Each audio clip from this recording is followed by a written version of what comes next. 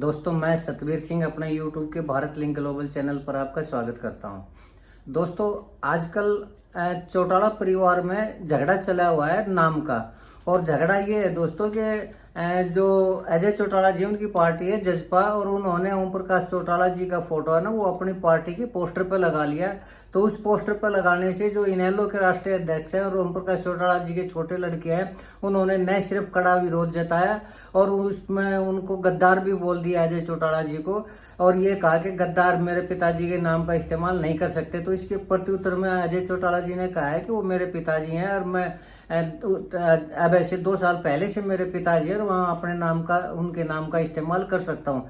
दोस्तों ये बात बिल्कुल सही है, नैतिक रूप से भी बिल्कुल सही है कि वो अजय चौटाला जी के भी पिताजी और कोई भी बेटा है वो अपने पिताजी के नाम का या उसका फोटो का इस्तेमाल जहाँ करना चाहे जहाँ लगाना चाहे वह कर सकता है वो। तो इस चीज़ से इनकार नहीं किया जा सकता दोस्तों। लेकिन दोस्तों ये जो तनाव या ये झगड़ा ये आपस में जो इस तरह की बातें हैं ये आज से नहीं हो रही, ये शुरुआत से हो रही हैं, चौधरी देवीलाल जी के टाइम से हो रही हैं। तो ये मैं थोड़ा है इसकी उसमें जाना चाहूँगा, आपको बताना चाहूँगा कि ये झगड़ा क्यों चला हुआ है, क्या ये झगड़ा आज रुक जाएगा या फिर आगे भी ऐसे ही चलता रहेगा परिवारों के बीच में और इसी तरह कुत्ते बिल्ली की तरह लोग लड़ते रहेंगे। तो इसके बारे में थोड़ा मैं आपको बताना चाहूँगा।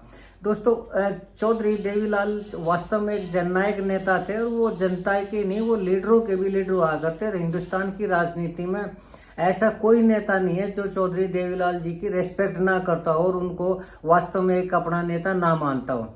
और वो जन जन के हृदय के अंदर घुसे हुए थे, उन लोगों से इतना जुड़ाव था उनको कि एक बार जब वो महम के अंदर आए थे तो उनको देखने के लिए कई किलोमीटर लंबी लाइन लग गई थी लोगों की कि चौधरी देवीलाल जी आए हुए हैं और उनसे बात करने का मौका मिल जाए, उनसे किसी तरह देखने का मौका मिल जाए। तो लोगों के दिलों में उनकी इतनी गहरी छाप हुआ करती।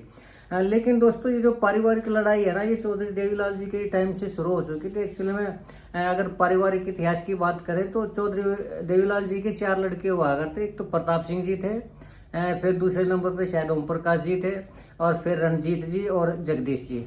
ये 4 थे। इनके अंदर जो राजनीति की या विरासत की थी वो जहाँ तक मुझे सुनने में मिला वो रणजीत जो हैं उनके लड़के थे वो उनको देना चाह रहे थे, लेकिन ओम प्रकाश जी थे वो बहुत तेज तरार हुआ करते और दबंग हुआ करते।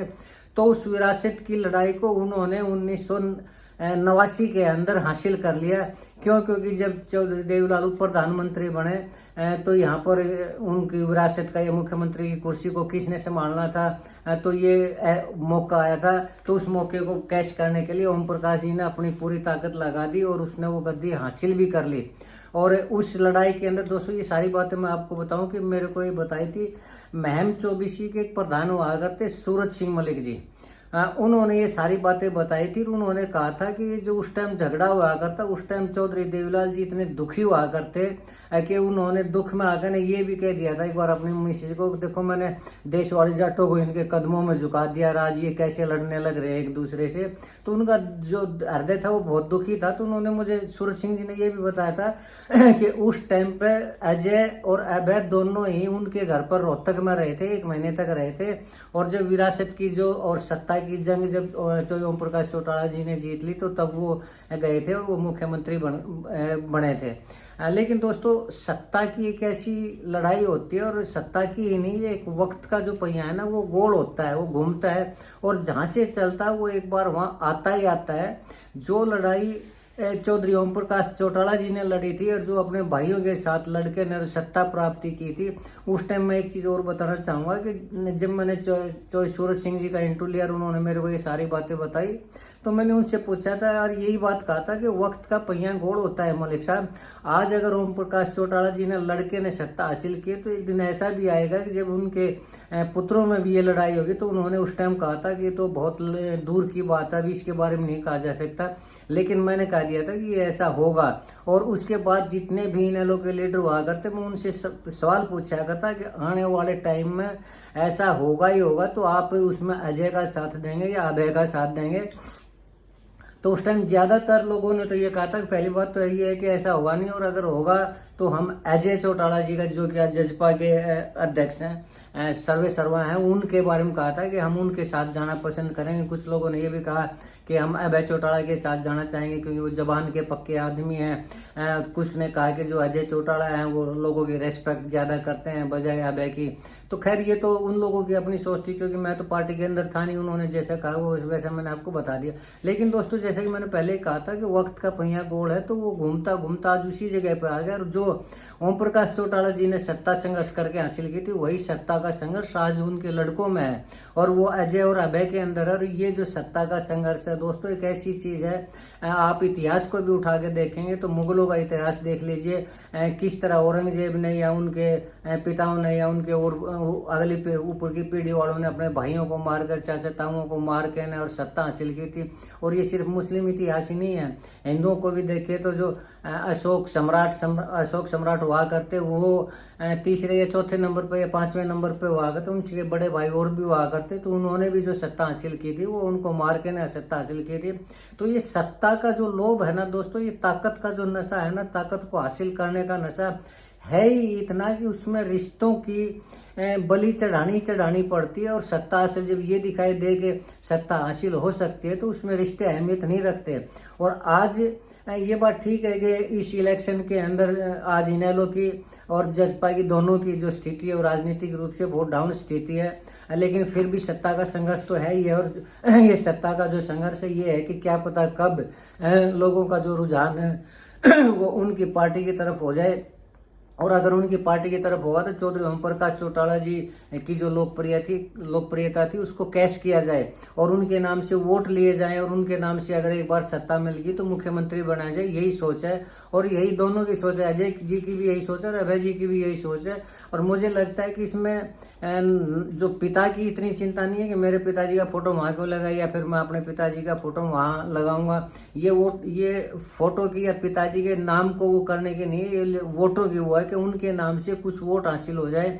और जो जनता है, हरियाणा की जनता है, चौधरी ओम प्रकाश चौटाला जी के जो समर्थक हैं, उनको चाहने वाले हैं, वो उसको जजपा को या इनेलो को वोट दे दे। तो वास्तविक लड़ाई तो यही है, लड़ाई है। लेकिन दोस्तों इसमें मैं एक चीज और कहना चाहूंगा कि ये जो सत्ता का जो संग्राम है ना, पहली बात तो ये है कि मैं बता दूं आने वाले टाइम में ये तो हो नहीं सकता कि इनेलो खत्म हो जाएगी या जजपा खत्म हो जाएगी, क्योंकि एक बार एक प्लेटफॉर्म बन जाता है ना तो उसका वजूद रहता है और वो चलता रहता है। क्यों? क्योंकि आने वाले टाइम में जब भी इलेक्शन होंगे तो जो मुख्य पार्टियां जैसे बीजेपी है या कांग्रेस है, उनके जो बाकी विधायक है उनको टिकट नहीं मिलेगी। जो इलेक्शन लड़ना चाहेंगे तो वो भी कोई इनेलो से टिकट लेकर लड़ना चाहेगा, कोई जजपा से टिकट लेकर लड़ना चाहेगा और उनकी अपनी जो खुद की वोट होंगी वो इन पार्टियों में भी ऐड होती रहेंगी। और वो जो टिकट वाले हैं, चाहने वाले हैं, वो पार्टी को चंदा या आर्थिक सहयोग भी करते रहेंगे। तो ऐसा नहीं है कि इन पार्टियों का वजूद खत्म हो जाएगा या लोगों ने पसंद करना बंद कर दिया। पार्टी तो रहेंगी ही रहेंगी और लोग भी इसमें जुड़ते रहेंगे। लेकिन ये सिर्फ जो लड़ाई है ये सत्ता की लड़ाई है, नाम की लड़ाई है, विरासत की लड़ाई है, ये वोटों की लड़ाई है। ये जो लड़ाई आज चल रही है ये आगे भी चलेगी।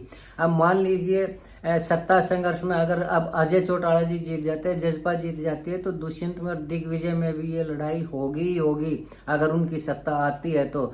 और अगर ये सत्ता इनेलो हासिल कर लेती है तो जो अभय चौटाला जी के लड़के हैं कर्ण और अर्जुन, उनमें भी ये लड़ाई होगी होगी। क्यों होगी?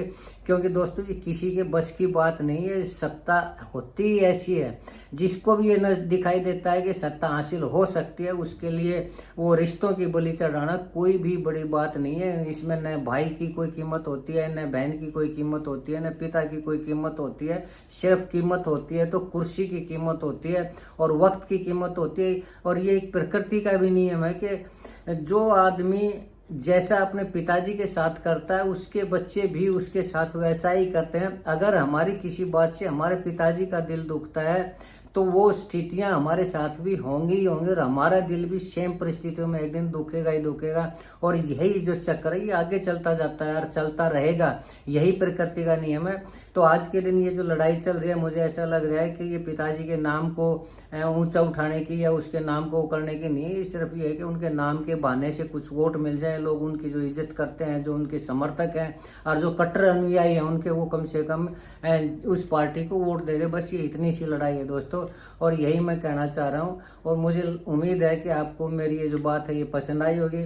अगर आपको मेरा ये वीडियो पसंद आया तो मैं आपसे गुजारिश करना चाहूँगा कि आप मेरे इस वीडियो को लाइक करें, शेयर करें दोस्तों, कमेंट जरूर करें। और अगर आपको लगता है कि मेरा ये कहना गलत है तो भी आप मुझे कमेंट करके बताएं, ताकि मैं अपने आप को करेक्ट कर सकूं। और आपने मेरा ये वीडियो देखा इसके लिए आपका बहुत बहुत धन्यवाद। एक बार फिर गुजारिश करना चाहूँगा कि आप मेरे इस वीडियो को, मेरे इस चैनल को सब्सक्राइब जरूर करें दोस्तों। इसके साथ ही आपने मेरा वीडियो देखा इसके लिए आपका बहुत बहुत एक बार फिर से धन्यवाद।